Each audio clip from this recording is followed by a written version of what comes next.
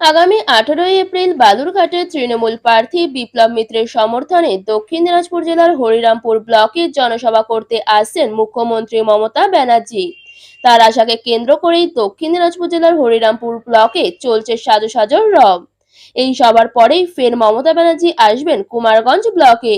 মমতা ব্যানার্জি তার দলের প্রার্থী বিপ্লব মিত্রকে জেতানোর জন্য কি প্রতিশ্রুতি দেয়, সেটাই দেখার জন্য অধীর আগ্রহে প্রতীক্ষা করছে দক্ষিণ দিনাজপুর জেলাবাসী।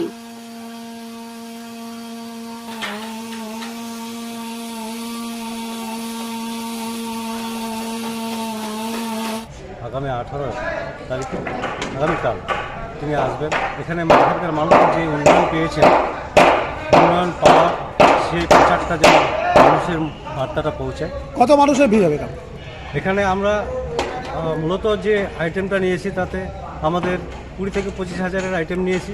এখন তার থেকে বেশিও হয়ে যেতে পারে। কোন কোন এলাকা থেকে আপনাদের কর্মী সমর্থকরা আসবে? আমাদের শুধুমাত্র হরিরামপুর বিধানসভা এবং ইটাহারের কিছু অংশ আসতে পারে, সেখানে সেরকম লোক আসবে না। আমাদের হরিরামপুর বিধানসভায় এখানে লোক আসবে। ইয়াসিন আলী, হরিরামপুর ব্লক সভাপতি ইয়াসিন আলী। বালুরঘাট থেকে আবির রঞ্জন দাসের report, news Aajkaal 24। Hotel blue heaven room and restaurant, Anandanagar, Kalyani, Nadia. AC and non-AC deluxe luxurious room available. AC restaurant, Indian Chinese food available. For any information call 6291 830 739.